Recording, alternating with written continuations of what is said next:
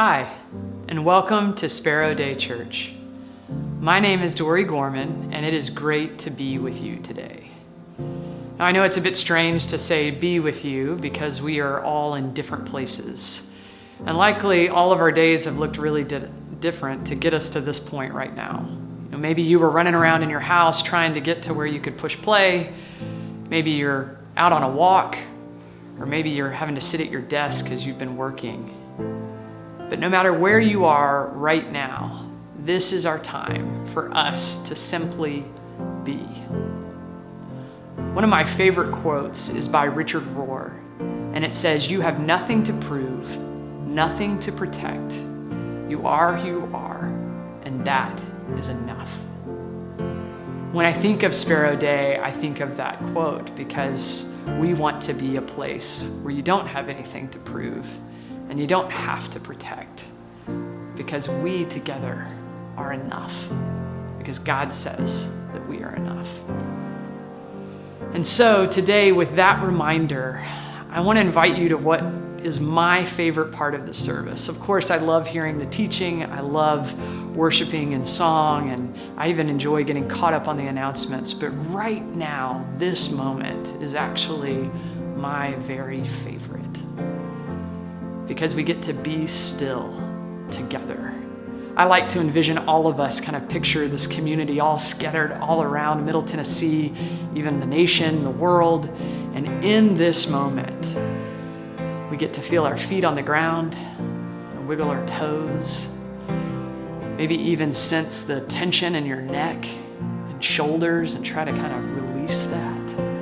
And breathe in and breathe out. And with that inhale, we breathe in the hope and the life and the goodness that we want to tap into during our time together. And we breathe out the fear and the worry and the stress that has been like static in our heads all week. And so today, during this time, as we're breathing in and out together, I invite you, if you so choose, to repeat a phrase after me. So let's do that together now. Be still and know that I am God.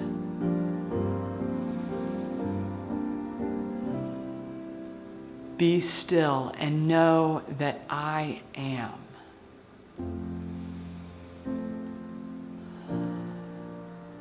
Be still and know.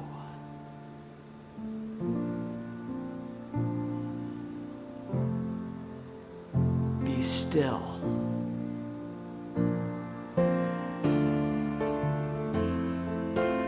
Be. So welcome to SPERO DEI, a place for us to be.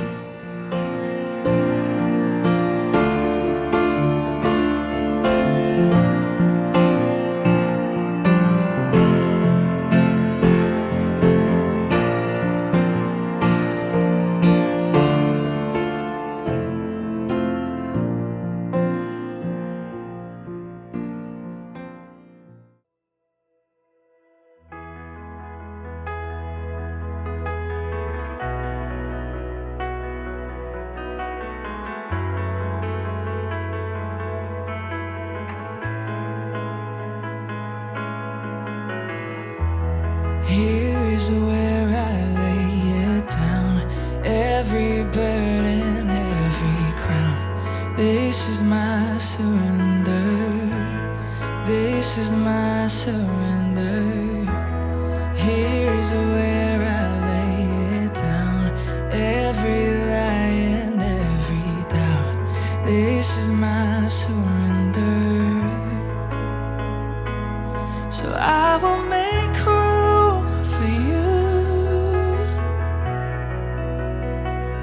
Do whatever you want to. Do whatever you want to. I will make room for you. Do whatever you want to. Do whatever you want to.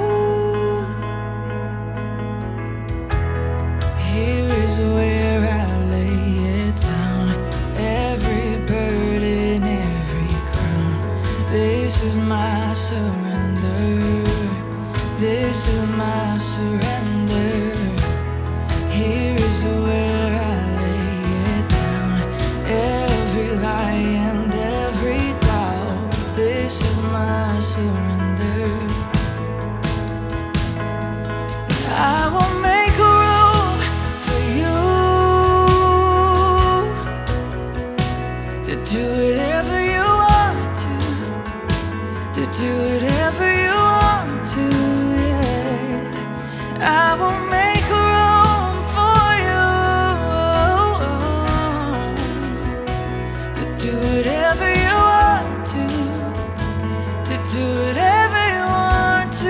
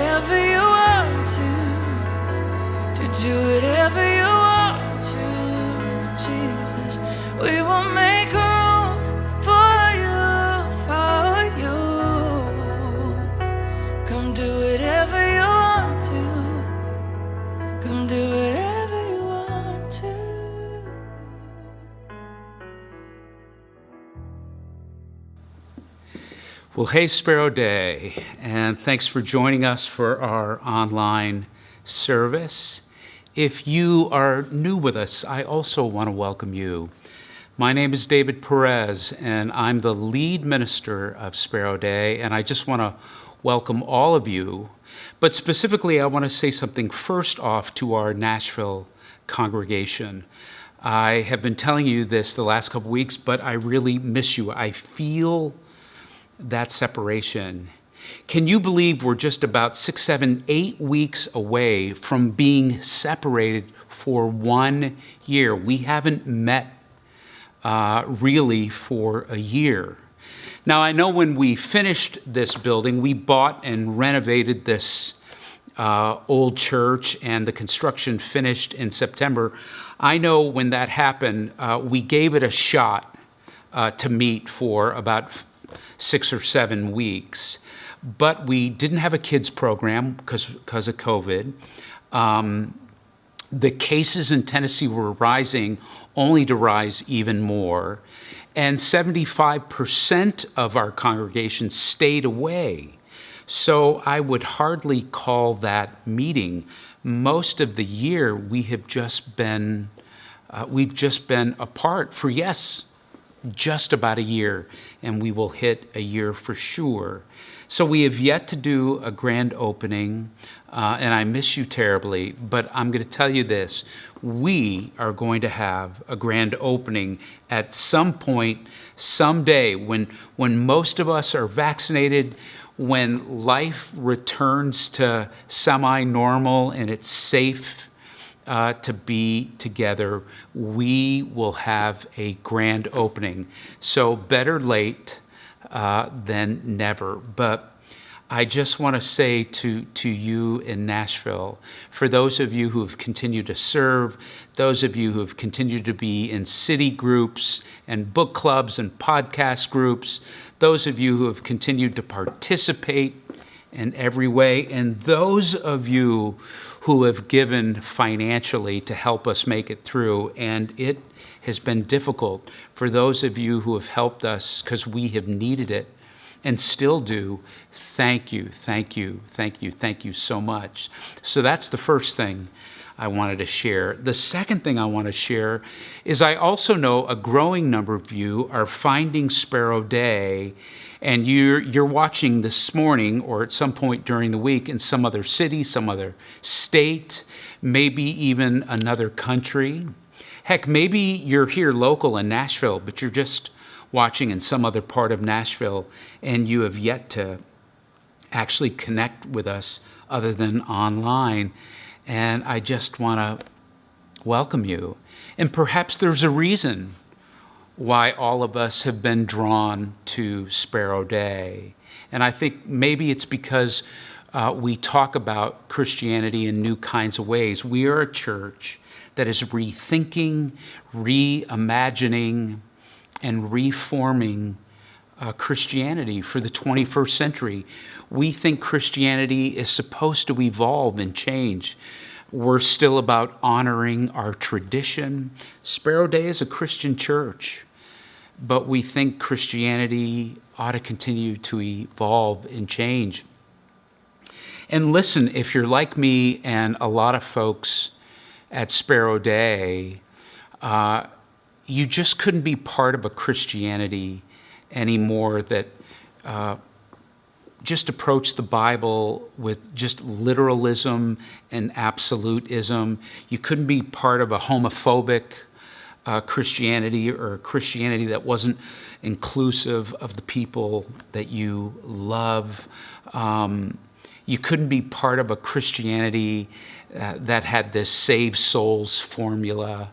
And even though it comes in many glossy contemporary packages, you couldn't be part of a Christianity because it just wasn't big enough for your heart, your love, your compassion, your intellect.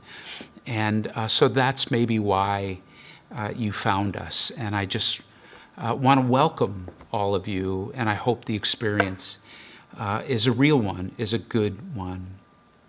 You know, when I was going through my faith shift, but even recently, I'll have people say to me something like this. They'll go, "So David, when did you lose the faith?" And whenever people ask me that question, I'm always like, what are you talking about, lose the faith? I'm not a victim here at all, and don't make me a victim. And so, you know, what I lost was a certain version of Christianity. What I lost was somebody else's version of Christianity, or a 20th century version. But in my faith shift and in my faith deconstruction, I ultimately, you know what I held on to? Or you know what I always knew I had? When I was going through everything just coming apart, there was still in me this inner knowing, this deep existential place, this inner knowing of knowing that I am connected to God, to the divine. I just knew it, regardless if certain beliefs were coming apart and certain American Christian evangelical structures were coming apart. I just had this inner knowing that me and God are good. And I know some of you have held on that too. And let me also offer this. You know, the folks who have said this to me, especially those who know me and who know me, I really do know they love me. So even though they've wondered about my shift and what it ultimately means, I do know deep down they love me because they care about me, and actually they have worried that I am slipping away from God and slipping away from any kind of holy experience with God. And so, of course, I don't share their perspective, but I do hold on to the fact that they love me. And you know, talking about this word holy, it's a confusing word, isn't it? And I think the word holy got very confusing in my faith it was part of some of the reason I needed to shift and leave, because I wasn't really sure what it was. And so I do think there's a holy confusion out there that maybe we could reimagine it, rethink it, and it could clear some things up. Like if I were to ask you, what do you think holy is? I wonder what you would say or what you think. And I bet if I asked 5 of you listening to me right now, there's a good chance I would get 5 different answers. So holy can be this thing that we're just confused about. Many of us think that holiness it's an external thing over an internal thing. What I mean is holiness is something we mark in somebody. They're a holy man, a holy woman. This is a godly person.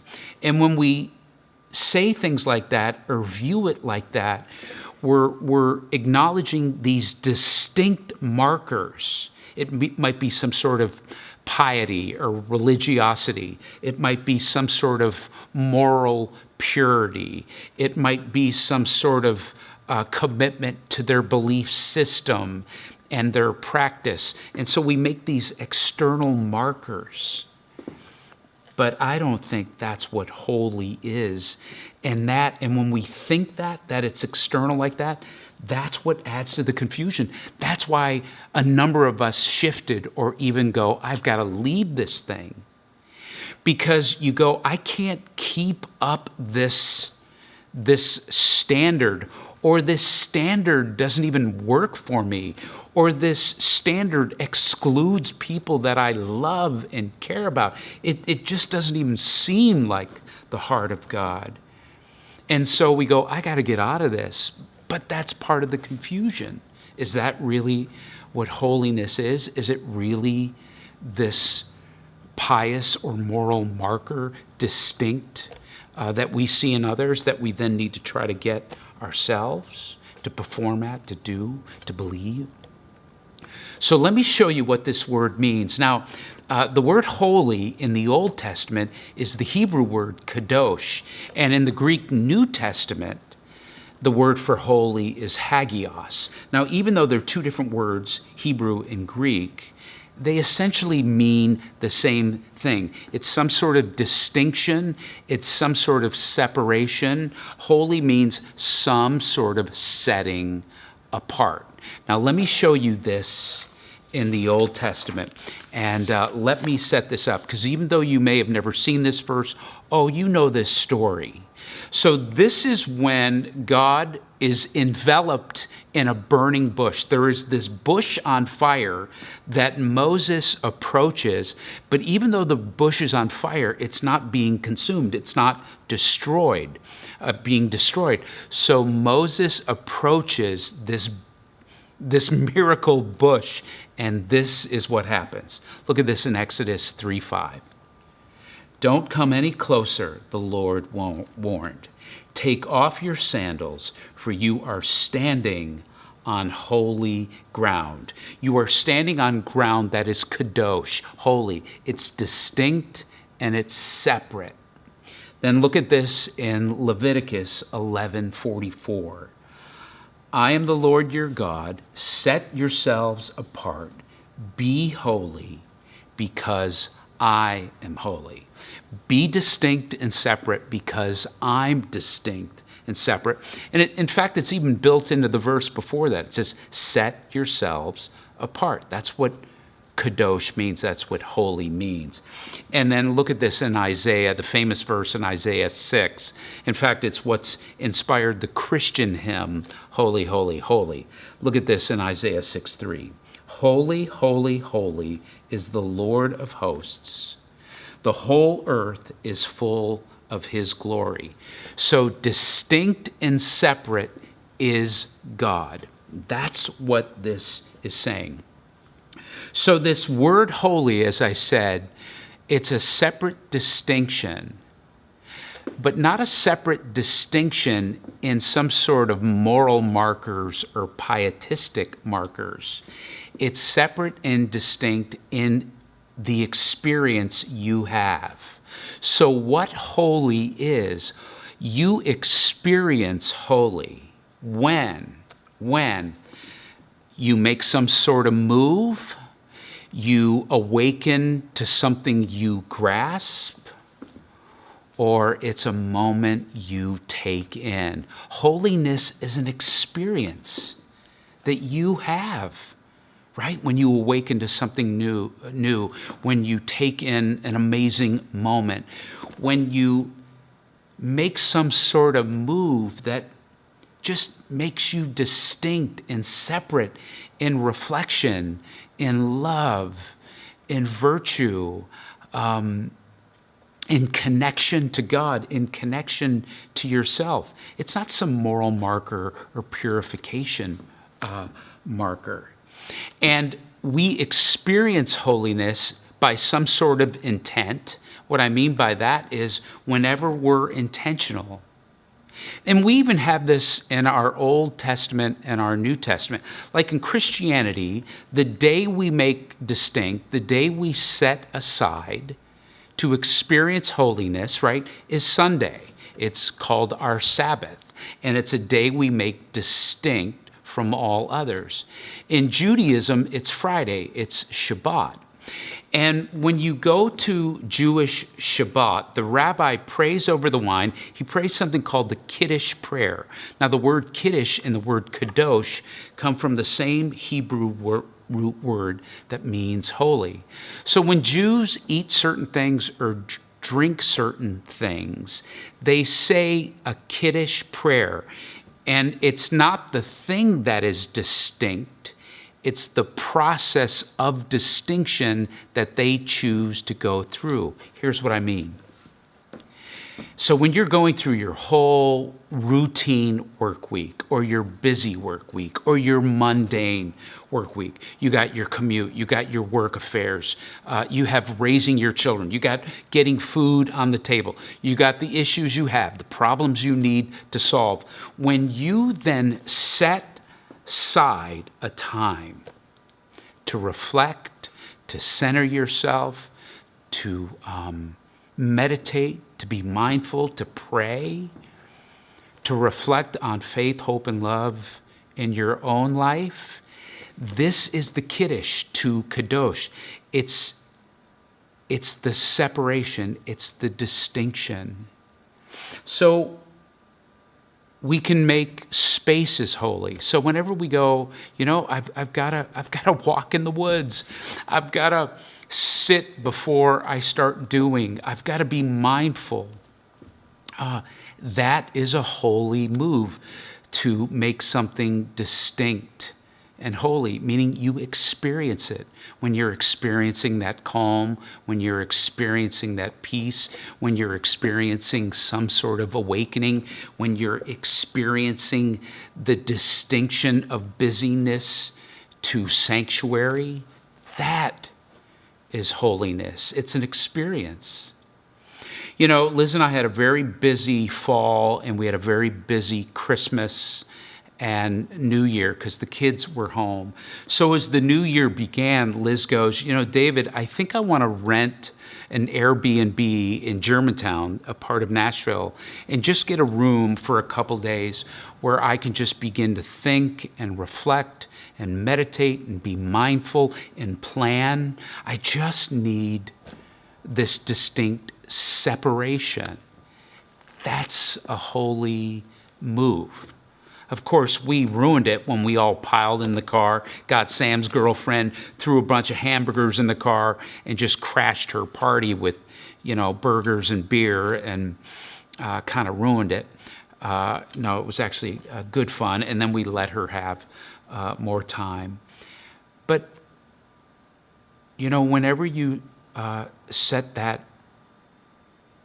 time, that space away, Jews have this right in their wedding ceremony.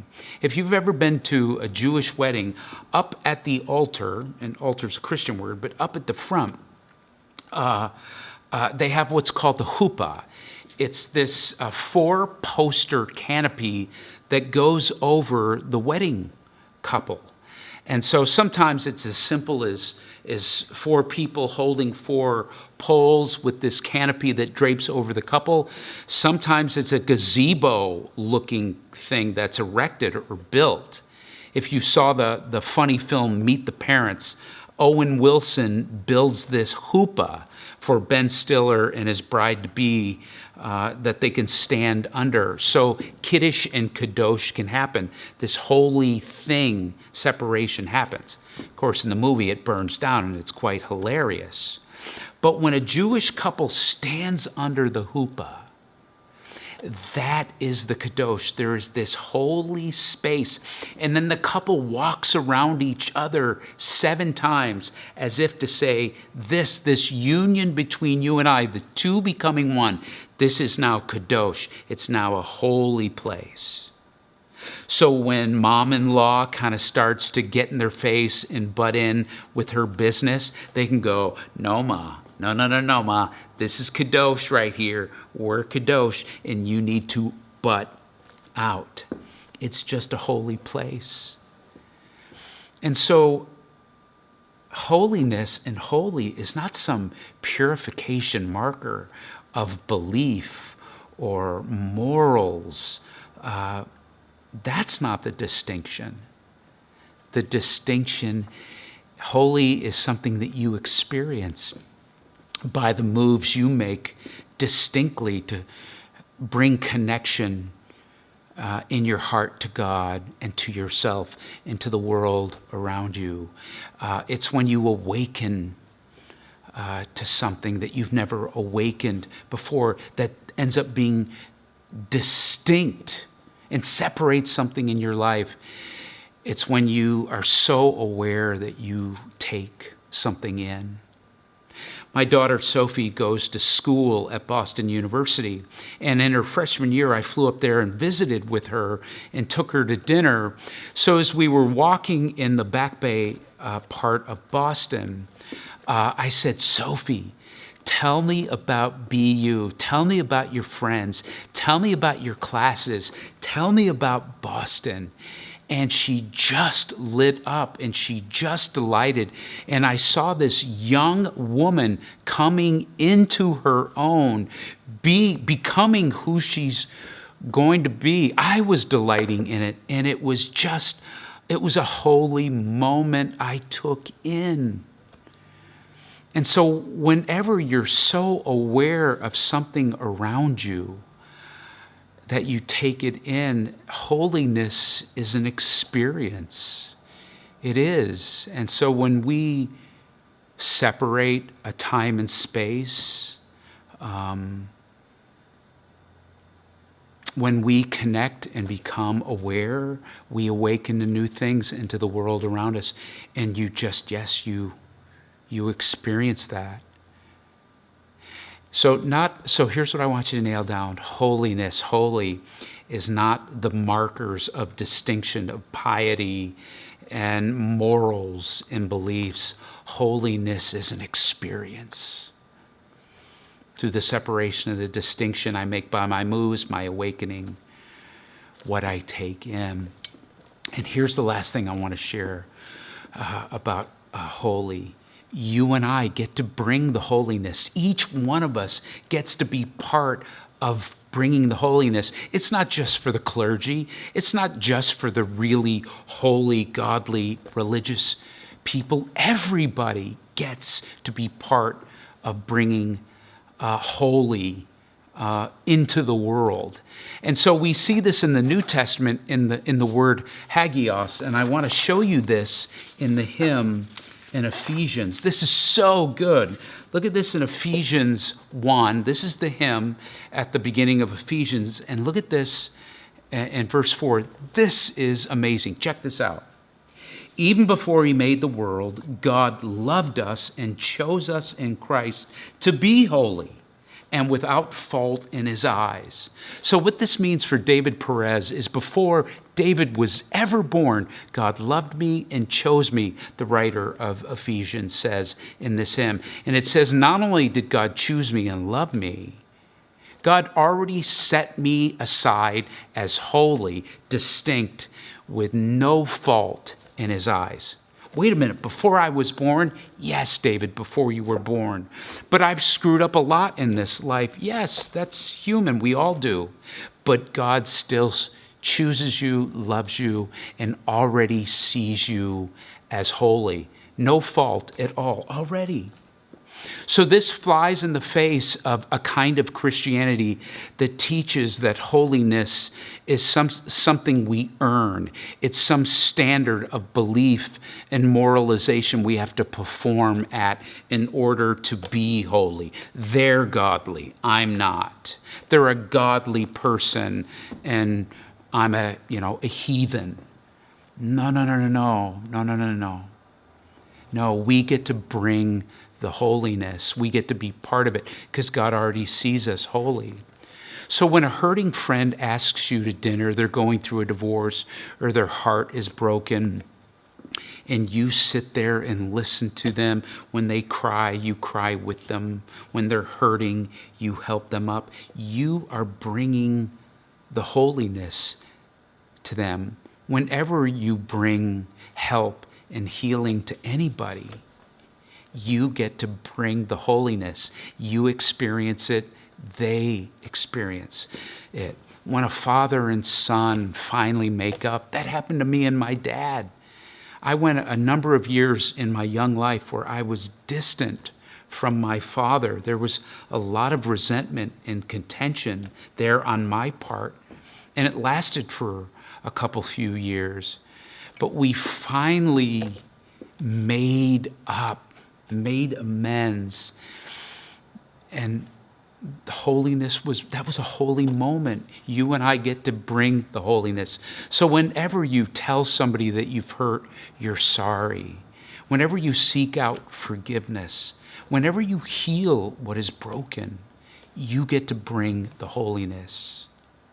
Now this summer, when the whole George Floyd thing happened and all the racial protests were going on, my daughter, Sophie, who was home from college, said, "Dad, there's going to be a march in downtown Nashville, and I want to march in this. Will you go with me?" And I knew when she asked me, this is a holy moment. I have prayed and hoped for my kids all of their life for them to be good and decent people and to stand up against injustice and to stand up for those who are marginalized. Like, I knew this was the moment. And if I could be honest with you about my life, when all the protests were going on, I was all for it. I was going, yes, there should be protests. But I never thought I would march in it. It wasn't until my wonderful daughter said, "Dad, will you march with me?" that I go, yes, absolutely. So we showed up in downtown Nashville, me and Sophie and 20,000 other people. And we marched through the streets of Nashville in protest against systemic racism. And there I looked over and I saw my daughter saying the chants and bringing her arm and fist into the air, standing for what is right and chanting with it. And tears just fell down my eyes. I go, there is my daughter. She is part of bringing the holiness to the world. And she's not ignorant enough, nor am I, to think that just one march makes up for everything. Of course not. Of course not. But SPERO DEI, when you bought all those turkeys and all those Christmas gifts and all those gift cards for Park Avenue School right next door to us for all the kids and families in need, you are bringing the holiness. Whenever we stand against injustice, whenever we stand up for those who are marginalized, whenever we're part of healing the world, we bring the experience, the reality of holiness. So just hold on to this. Holiness is not some pious or religious or moral markers that make somebody distinct. Holiness is an experience that you and I have by certain moves we make to separate ourselves, to reflect, to come into our heart, to connect with God, to connect with ourselves. It's when we have certain awakenings that change us and transform us. It's when we're so aware that we take something holy in around us. That's what holiness is. It's an experience, and you and I get to bring it to others and bring it to the world. You know, the central prayer of Christianity is probably the Our Father. Now, Christianity has many prayers, of course, but probably the central prayer of our faith is when Jesus teaches us the Our Father. The central prayer of Judaism is called the Arima. Now, it's a long prayer and has different facets to it, and I can't say that all here. But what I want to say about the Arima, when you pray the Arima, you get up off your chair, and it's a prayer you stand up for. So as we close in prayer, let's actually make this experiential, and let's make this physical. So wherever you're sitting, on your couch, at your kitchen table, at your desk, in your car, heck, get out of your car maybe. Make sure there's no traffic around. But let's all stand up right now. I'll wait.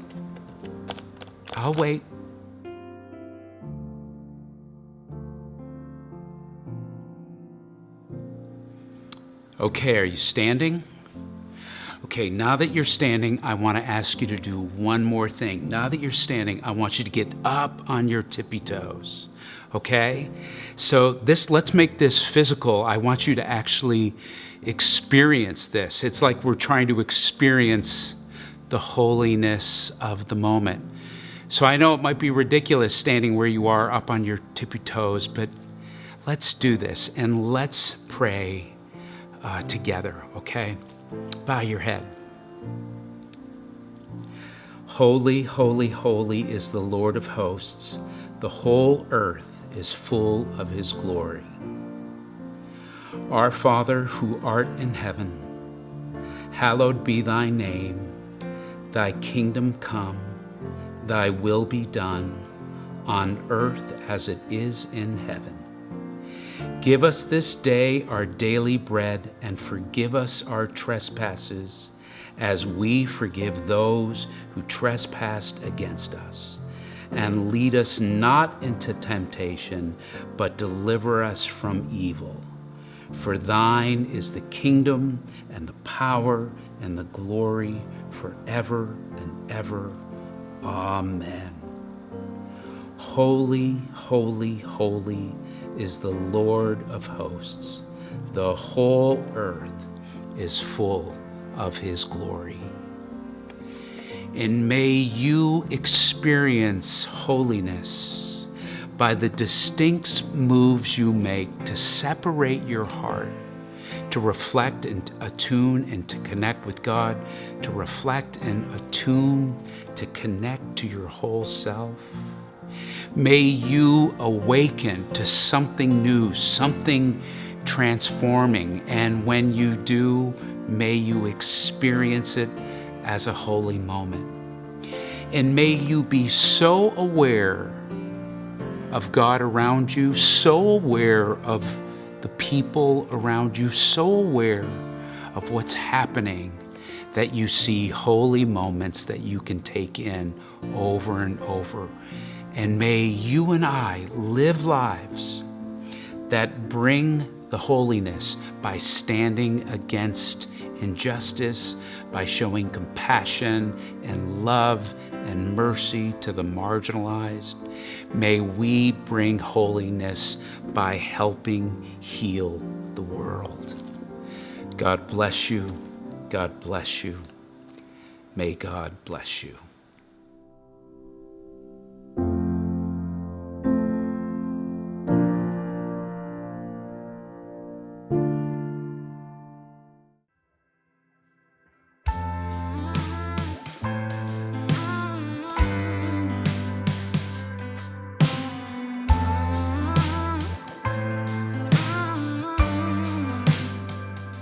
I feel your presence just like I did before.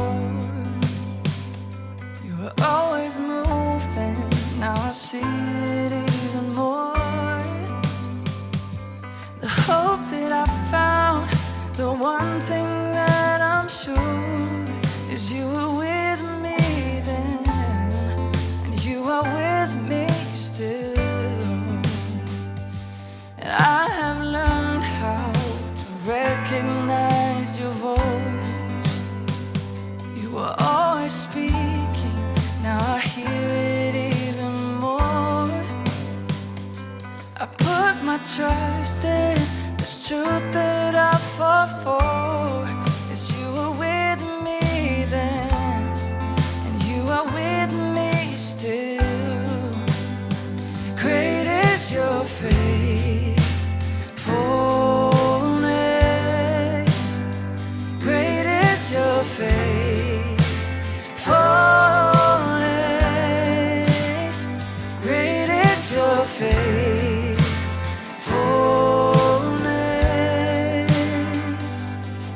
to us. And I have learned how your goodness is enough. Without condition, you love because you love. You've never failed me, even when I was unsure. You were with me then, and you are with me. Great is your faithfulness, great is your faithfulness, great is your faithfulness to us, oh Lord, to us. You said that you never leave, you said that you'd always be present in times of need. This is the promise of your love. No matter what you come, there's no depth or height above. Nothing can keep us from the promise of your love. Great is your faithfulness, great is your faithfulness, great is your faithfulness to us, to us.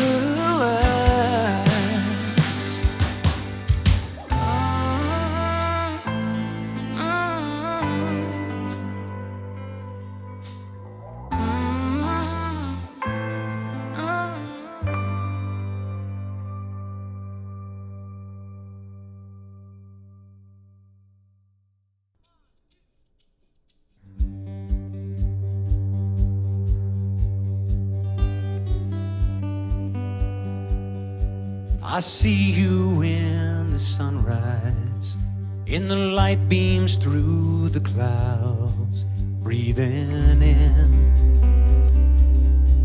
breathing out. In the dewfall of the morning, as the fog lifts off the ground, breathing in, breathing out. I will join with all creation, flower bloom, bird on wing. O Creator, all your works, your praises sing.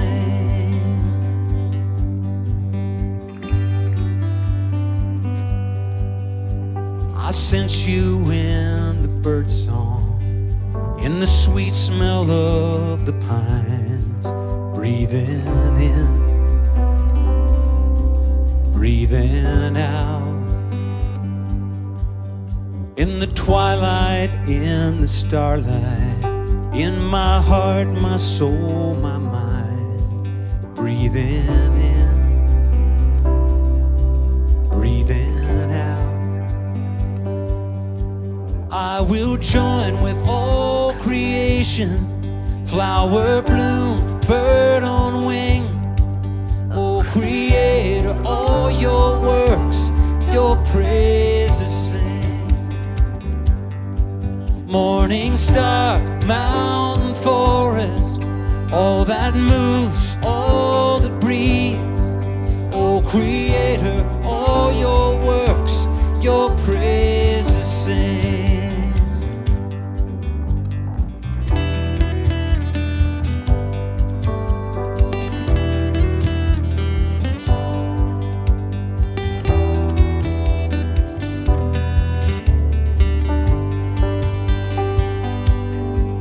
Plant my heart, Lord, in your presence. Fix my mind, Lord, on your grace. Let your loving kindness guide me all my days.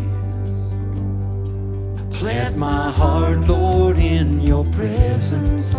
Fix my mind, Lord, on your grace. Let your loving kindness guide me all my days. Plant my heart, Lord, in your presence. Fix my mind, Lord, on your grace. Let your loving kindness guide me all my days. I will join with all creation, flower bloom, bird on wing. Oh, Creator, all your works, your praises sing. Morning star, mountain, forest, all that moves, all that breathes. Oh, Creator, all your works, your praises sing.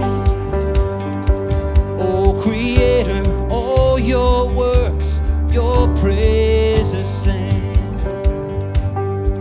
Oh, Creator, all your works, your praises sing. Well, that's our service for today. I hope the message spoke to you as it did to me. My name is Sam Pyle. I'm a member here at SPERO DEI and have been attending for some time. And although it's virtual right now, still trying to take part and be part of the message. So I'm here with you today to give you just a heads up on some of the things that are going on and how you can get involved, even though it's from afar at the moment. We hope you'll join us next week, February 7th, as our very own David Perez will have a conversation with Jared Bias. He's the author of Love Matters More. You probably know his name from a little podcast that he co-hosts with Peter Enns, which is called The Bible for Normal People. If you haven't heard of it, check it out. He's also the co-author of Genesis for Normal People. The two will sit down, have an awesome, meaningful conversation about several issues that really matter to those of us here at SPERO DEI. So we hope you'll join. Newcomers, you're new here, you want to learn more, check out our new website, sperodei.com, but then you can also join David and Liz Perez as they host the newcomer meeting on February 17th. So you can sign up online, find out questions, ask about why we are who we are and why you should consider coming here more often and obviously visiting us online right now. For those of you who have little sparrows, our children's directors will be delivering candygrams for Valentine's Day.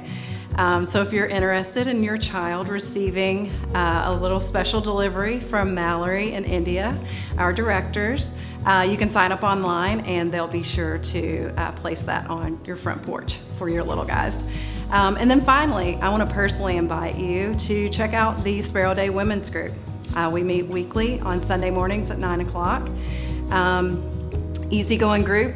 It's literally has turned into a support group for me and hopefully each of the members. We meet via Zoom just before the 10 o'clock service. Hopefully we will be back in person one day as the pandemic, hopefully cases go down and we can all come back together. But right now we meet on Zoom and I send out a podcast each week. Very easygoing conversation about that podcast. It's everything from spirituality, self-care, setting intentions, motivations, and even dealing with loss. So we hope you'll consider joining what I think is such a meaningful group here. So with that, I will pass it along to one of our staff members, Travis Spa, who has a few more updates for you. Thanks, Sam. Well, good morning, SPERO Day. My name is Travis Spa, and I'm the Director of Operations here. So many of you have been a part of giving here at SPERO Day, and I want to give you a very important update. At the end of February, we're going to be moving our giving company from PushPay to a new system called Giving by Planning Center. We're really excited about this Giving by Planning Center. It's going to be much easier for you as a user to maintain, as well as us as a church. So it should make the whole process much easier. Now, the last thing I want to do is give you an admin task, but we really do need your help.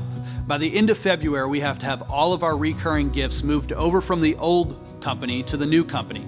So what do I need you to do? I need you to go to SPERODEI.com. You can click the Give Here link, or you can also go to the Church Center app and sign up for a new recurring schedule with the new company.